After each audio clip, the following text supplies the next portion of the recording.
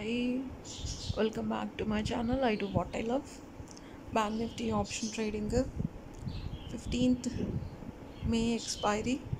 Strike price వచ్చేసి 47,800.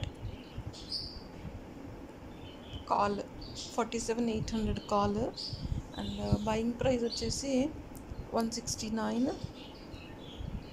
Selling price వచ్చేసి 160. యాక్చువల్గా ఇవాళ మార్నింగ్ చాలా పడిపోయింది మార్కెట్. ఇది నేను తీసుకున్న స్ట్రైక్ ప్రైస్ నియర్ 69 రూపీస్ వరకు వచ్చిందనమాట. నేను మార్నింగే బై చేద్దాం అనుకున్నాను, బట్ మార్కెట్ అప్పుడు క్లారిటీ లేదనమాట. సో సరే అని చెప్పేసి పుట్ తీసుకున్నాను కదా అని చెప్పేసి హెడ్జింగ్ గురించి ఇది తీసుకున్నాను. సో ఓకేలే 20-30 పాయింట్స్లో ఎగ్జిట్ చేసేయచ్చు అని చెప్పేసి, బట్ తీసుకున్న వెంటనే 2 డాన్సులు అనమాట. ఈవెన్ పుట్టు డాన్స్ చేసింది, కాలర్ డాన్స్ చేసింది. సో నాకు 2 ఎగ్జిట్ దొరకలేదు. ఇంకా మార్కెట్ మూమెంటం వచ్చిన తర్వాత పుట్లో నుంచి ఎగ్జిట్ అయిపోయాను. అదే 4,500 వచ్చింది. అండ్ కాల్ మాత్రం ఛాన్స్ ఇవ్వలేదు ఎగ్జిట్కి. ఈవెన్ నేను 169లో బై చేశాను కదా, 180 ఎగ్జిట్ చేద్దామని ఆర్డర్ చేశాను, బట్ అది జస్ట్ ఇట్లా టచ్ అయిపోయి వెళ్ళిపోయింది. ఇంకా దొరకలేదు, హోల్డ్ చేయాల్సి వచ్చింది. ఇంకా మార్కెట్ మూమెంటం వచ్చినప్పుడు ఒక జంప్, చాలా ఫాస్ట్ జంప్ వచ్చింది. సో ఎగ్జిట్ నేను యాక్చువల్గా 280 పెట్టాను, బట్ 280 టచ్ అయింది, కానీ నేను మళ్ళీ మాడిఫై చేసేటప్పటికి మళ్ళీ డౌన్ అయిపోయింది. ఛాన్స్ దొరకలేదు ఎగ్జిట్కి. సో 260లో ఎగ్జిట్ చేశాను అనమాట. సో మార్కెట్లు ఇలా ఉండి ఒకేసారి పాజిటివ్లోకి వస్తున్నాయి, ఒకేసారి డౌన్లోకి వెళ్ళిపోతున్నాయి, నెగిటివ్లోకి వెళ్ళిపోతున్నాయి అనమాట. సో అందువల్ల మార్కెట్లో సస్టైన్ అవ్వాలి అంటే డైరెక్షన్ తెలిసిన వాళ్ళే సస్టైన్ అవ్వగలుగుతారు. జాగ్రత్తగా చేసుకోవాలి. జాగ్రత్తగా చేసుకుంటే ఇలా డబ్బులు తీయొచ్చు. తెలియకుండా ఎక్కడంటే అక్కడ ఆర్డర్స్ ఎంట్రీస్ తీసుకొని హోల్డ్ చేస్తే డబ్బులు అనేవి పోతాయి. మీరు చూస్తున్నారు కదా మార్కెట్. సో నేను 260లో క్లోజ్ చేశాను. సో 323 రూపీస్ వరకు కూడా అప్ సైడ్ వెళ్ళింది మార్కెట్.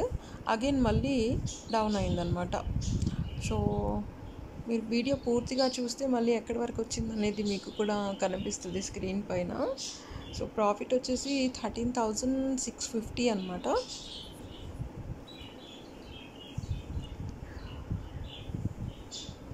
సబ్స్క్రైబ్ చేయడం మర్చిపోకండి, లైక్ చేయండి, షేర్ చేయండి.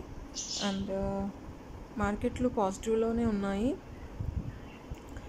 సో ఎవరైనా ఈక్విటీ షేర్స్లో ఇన్వెస్ట్ చేయాలి అని అనుకుంటే మంచి షేర్స్ చూసి ఇన్వెస్ట్ చేసుకోండి. ఆప్షన్ ట్రేడింగ్స్ మాత్రం చేయకండి. ఆప్షన్ ట్రేడింగ్ అనేది చాలా డేంజరస్. నేర్చుకొని చేస్తే పర్వాలేదు, కానీ నేర్చుకోకుండా చేసి దట్టు ఇలాంటి మార్కెట్స్లో ఎంట్రీస్ తీసుకొని డబ్బులు పోగొట్టుకొని తలకు చేతులు పెట్టుకొని కూర్చునే కన్నా నేర్చుకొని 4 డబ్బులు సంపాదించడం అనేది మంచిదన్నమాట. అందుకని నేర్చుకొని చేయండి, తెలియకుండా చేయకండి. ఆప్షన్ ట్రేడింగ్ ఈజ్ చాలా డేంజర్ అనమాట. ఉన్న ఇన్వెస్ట్మెంట్ కాస్త పోతుంది. సో నేను చేసిన ఇన్వెస్ట్మెంట్ నియర్లీ దీంట్లో 25,000-28,000 వరకు నేను పెట్టాను. సో ప్రాఫిట్ వచ్చేసి 13,650 అనమాట. సో నేను ఎగ్జాక్ట్ ఇన్వెస్ట్మెంట్ చెప్పలేదు, రౌండ్ ఫిగర్ చెప్పాను.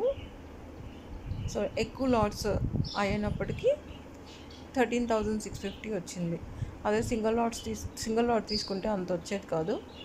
మార్కెట్స్ బాగున్నప్పుడు మనం ఎక్కువ లాట్స్ తీసుకొని ఎగ్జిట్ అనేది చేసేయాలి, అప్పుడు మనకి ప్రాఫిట్ కనిపిస్తుంది. బట్ తెలియకుండా ఎక్కువ లాట్స్ తీసుకొని చేసామనుకోండి, సో డబ్బులు పోతాయి. ఈవెన్ మనకి బ్యాంకుల్లో 1 lakh వేసుకుంటే నాట్ ఈవెన్ 1,000 కూడా రావట్లేదు.